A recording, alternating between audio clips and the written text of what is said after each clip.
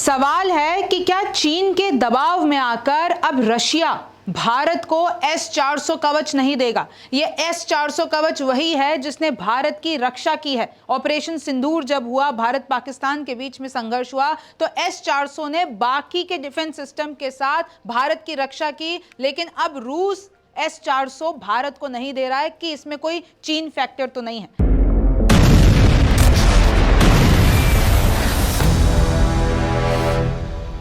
नमस्ते, मेरा नाम रिमझिम जेठानी है और आप हमारा नया शो सरहद के पार देख रहे हैं। आज एपिसोड 7 है और मैं आपको यही बताने वाली हूं कि इसके पीछे राजनीति, इसके पीछे साजिश क्या है। मेरे पीछे जो आप ये S-400 कवच देख रहे हैं, एयर डिफेंस सिस्टम देख रहे हैं, S-400 की चर्चा आप भी जान रहे हैं। जब भारत पाकिस्तान के बीच में ये युद्ध हुआ था तब S-400 की कितनी चर्चा हुई थी, इसके बारे में सब हमने आपको बताया था। भारत के पास S-400 जो कि रूस से मंगाया हुआ है, इसके साथ हमारे पास आकाश मिसाइल सिस्टम है, इसके पास हमारे बहुत से, लेकिन इसकी चर्चा बहुत हुई। और ये कैसे पाकिस्तान ने जो हमले किए उस पे कैसे एक एक को चकनाचूर हमारे एयर डिफेंस सिस्टम ने कर दिया। तो बात तो ये होने लगी कि अगर रूस ने हमको S-400 दिया है तो आप S-500 भी मंगवा लो। लेकिन बात तो यही है कि अभी तक एक नया इसमें एंगल सामने आया है, रूस क्यों नहीं दे रहा है S-400। अब देखिए, 2018 में भारत और रूस की S-400 पर डील हुई। अब डील में यह कहा गया कि 5 S-400 मिसाइल, यानी ये जो एयर डिफेंस सिस्टम है, भारत को मिलेंगे। और आपको लागत पता है इसकी कितनी थी? $5.43 बिलियन।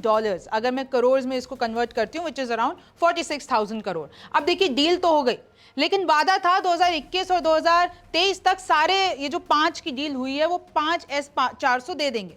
लेकिन रूस ने 3 जो है S-400 2021 के अंत तक दिए, लेकिन 2 अभी तक भी नहीं आए। बाकी के बचे हुए 2 S-400 सिस्टम्स अभी भी भारत नहीं आ पाए हैं। और अब इसके पीछे की वजह क्या है? अब देखिए, सवाल नंबर पहला है कि कैसे रूस और यूक्रेन जंग इसके पीछे का कारण है कि रूस ये जो बाकी के बचे हुए S-400 डिफेंस सिस्टम है वो भारत को क्यों नहीं दे रहा है। इसके पीछे या तो रूस यूक्रेन की जंग वजह हो सकती है।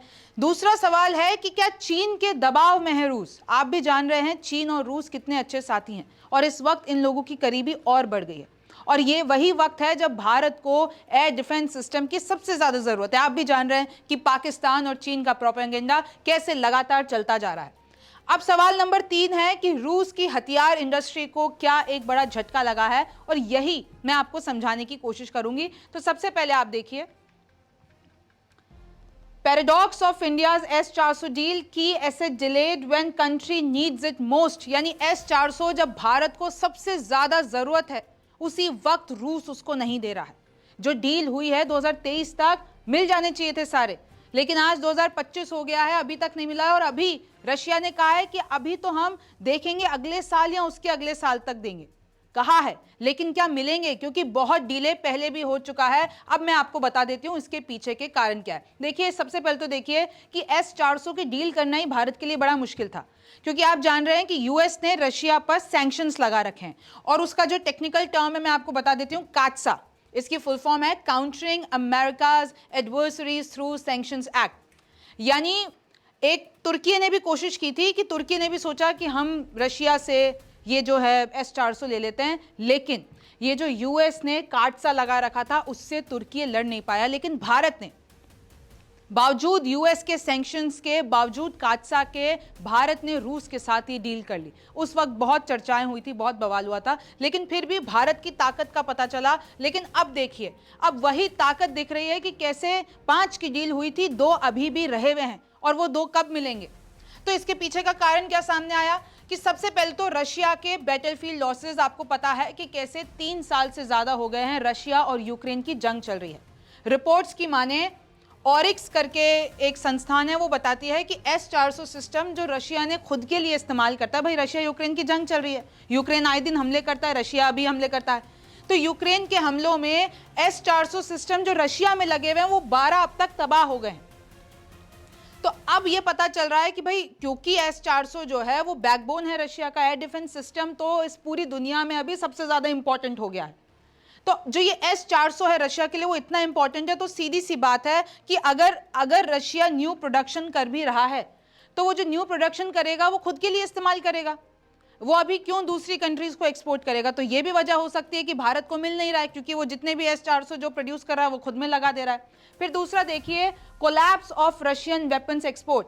सिप्री की एक रिपोर्ट आई है और जिसमें पता चला है कि रशिया जो हथियारों का एक्सपोर्ट करता है उसमें बहुत बहुत गिर गया है, 64% तक गिर गया है 2020 से 2024 के बीच में। और अगर आप देखते हैं कि रशियन वेपन एक्सपोर्ट जो हैं वो 92% तक 2021 से 2024 के एंड तक गिर गए। इसका मतलब साफ है कि रशिया अब अपने हथियार एक्सपोर्ट नहीं कर पा रहा है। रशिया की ये जो पूरी की पूरी हथियार वाली इंडस्ट्री है ना, उस पर एक बड़ा जॉल्ट लगा है, एक झटका लगा है, और उनका जो बिजनेस हुआ है उससे सिर्फ $1 बिलियन के नीचे नीचे आ गया है। अब देखिए, इससे ये भी पता चल रहा है क्योंकि रशिया ने हमेशा से अपने हथियार अपने दोस्तों यारों को दिए, अपने जितने भी मुल्क हैं दोस्त। अब आप देख लीजिए कि अब आप आयरनी देखिए कि अभी दो दोस्तों को सबसे ज्यादा जरूरत थी। एक तो ईरान को जरूरत थी, और अभी जब ये सीरिया में पूरा तख्ता पलट हुआ था तो असद सरकार जो तख्ता पलट हुआ 50 साल का राज था उस वक्त, और आपको पता है कि सीरिया की असद सरकार और रशिया में कितने अच्छे रिश्ते हैं, ईरान और रशिया में कितने अच्छे रिश्ते हैं।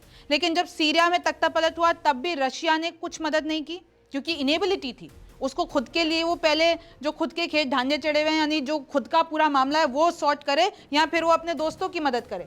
और अभी ईरान में भी देख लीजिए कैसे से वर्बल तौर पे बोला कि नहीं नहीं हम जो है ईरान के समर्थन में है, इजराइल ने जो किया वो गलत है, लेकिन मदद नहीं की। तो ये रशिया की इनेबिलिटी दिखाता है। फिर देखिए कि कैसे चाहे ईरान ने यूक्रेन वॉर में अपने शाही ड्रोन्स रशिया को दिए हों, लेकिन उसके जो आप रिवर्ट में देख लीजिए, जब ईरान ने कहा रशिया को कि भाई हमें S-300 और S-400 दे दो, हमें भी अपने एयर डिफेंस को मजबूत करने की जरूरत है, तो रशिया ने साफ मना कर दिया, रशिया ने नहीं दिया, वो रिक्वेस्ट डिनाई कर दी। तो इससे हालांकि देखिए ईरान के बहुत सीनियर ऑफिशियल्स हैं, वो भी बड़े नाराज हुए थे रशिया के इस रुख से। खैर, अब देखिए, अब रशिया के पास ना वेस्टर्न मार्केट्स की पकड़ नहीं है, रशिया के पास वो मटेरियल, वो कस्टमर्स नहीं है, तो अब वो किस पे डिपेंडेंट है? चीन पे।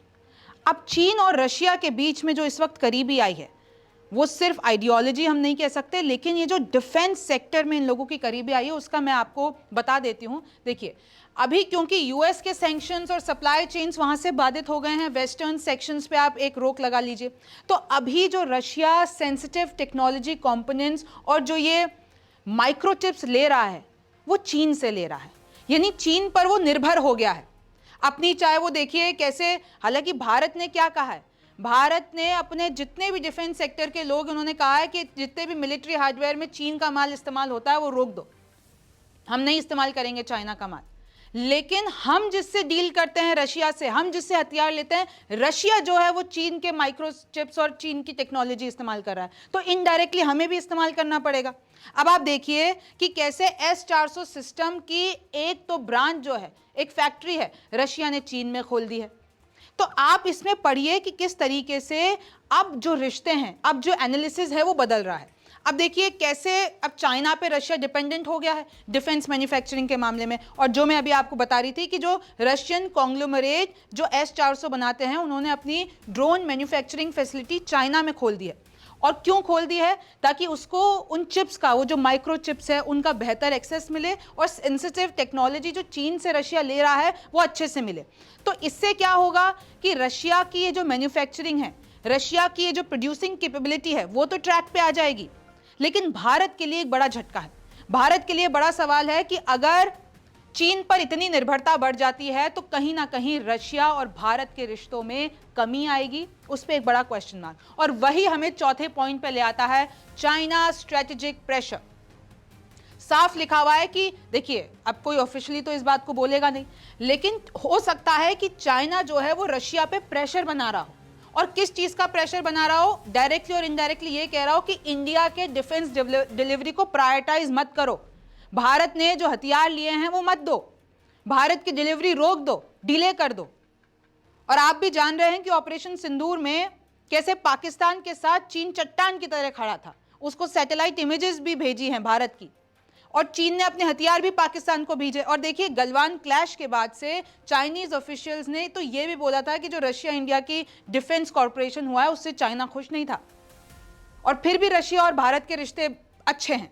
तो ये जो बीजिंग है यानी चाइना है, जो उसका टेक्निकल और स्ट्रेटेजिक सपोर्ट बढ़ रहा है पाकिस्तान के लिए, तो वो देखिए इनडायरेक्टली कहीं ना कहीं भारत के झटके की बात यहीं आ जाती है कि अगर चीन पूरी तरीके से पाकिस्तान को सपोर्ट कर रहा है और चीन रशिया पे भी दबाव बना रहा है कि भारत को डिलीवरीज मत दो, भारत को सपोर्ट मत करो, तो उससे एक बहुत बड़ी परेशानी आ जाती है। चाइना ने, जैसे कि मैंने आपको बताया, रियल टाइम इंटेलिजेंस प्रोवाइड की थी पाकिस्तान को और तभी पाकिस्तान जो है ये हमले कर पाया। हालांकि रूस से जो हमने S-400 लिया था वो हमले उसने रोक दिए। चाइना में actually have incentives to keep Russian weapon export subdued, यानी चाइना ने ऐसा कहा हो कि हमारे तुम्हारे रिश्ते हैं, रशिया और चाइना के रिश्ते हैं, तो तुम भारत से जो है थोड़ा कम करो। कुछ भी हो सकता है। China has quietly filled the void in regions traditionally influenced by Moscow. अब ये पता चल रहा है कि जहां जहां रशिया सप्लाई करता था वहां वहां अब चाइना आ गया है। जैसे कि एक एग्जांपल बताती हूँ, अजरबैजान ने अभी हाल ही में परचेज किया है चाइना पाकिस्तान के द्वारा को प्रोड्यूस फाइटर जेट्स। पहले अजरबैजान रशिया से लेता था, लेकिन अब अजरबैजान ने, चाइना और पाकिस्तान ने मिलकर जो फाइटर जेट्स बनाए वो ले लिए। सेम आप आ जाइए ईरान में। ईरान को अब क्योंकि रशिया डिलीवर नहीं कर पा रहा है, तो फिर अब वो जगह बन गई है चाइना की। अब ईरान में भी चाइना अपना इन्फ्लुएंस बढ़ा देगा। तो इससे चाइना जो है अपना Chinese effort to limit Russia's defence outreach, यानी रशिया का डिफेंस आउटरीच को कम करना, और चाइना खुद का डिफेंस आउटरीच बढ़ा रहा है। और इससे भारत के लिए एक जॉल्ट है। अब देखिए, जैसे कि मैंने आपको बताया, भारत में तो ये बात हो रही है कि S-400 के बाद हमें S-500 भी ले लेना चाहिए, लेकिन इधर तो S-400 ही नहीं मिल पा रहे हैं पूरी तरीके से।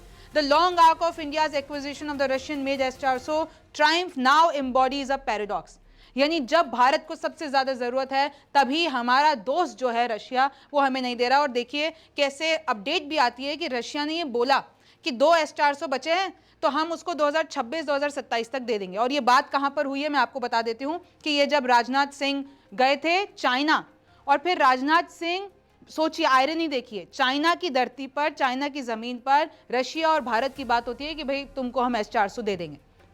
हालांकि भारत के पास भी एक प्लान है। भारत अब अपनी डिपेंडेंसी विदेशी माल पे कम करना चाहता है, और इनफैक्ट डिफेंस सेक्टर में तो इंडिया ने अब अपना एयर डिफेंस सिस्टम बनाने का फैसला लिया है, प्रोजेक्ट खुशा। और इसमें पता चल रहा है कि भाई जो ऑपरेशनल डिप्लॉयमेंट है वो 2028-2029 तक हो जाना चाहिए। जैसे कि मैं आपको बता रही थी कि देखिए कैसे चाइना में SCO डिफेंस मिनिस्टर्स की मीट चल रही थी, और उसमें डिफेंस मिनिस्टर राजनाथ सिंह और रशियन के जो काउंटर पार्ट है एंड्री बुलोसोव, उनके बीच में बात होती है। और रशिया ने कहा कि हम आपको अगले साल तक और उसके अगले साल तक दे देंगे। लेकिन सवाल तो यही है कि पहले भी वो ये 2023 से बात कह रहे हैं कि दे देंगे, लेकिन अब कब देंगे। और ये भी हो सकता है कि देखिए अभी जो इन्होंने पहले से ही, रशिया ने जो पहले ही मैन्युफैक्चर कर लिए S-400, उसमें से भारत को नहीं दें, लेकिन अब जो नए मैन्युफैक्चर करेंगे उसमें से दे देंगे।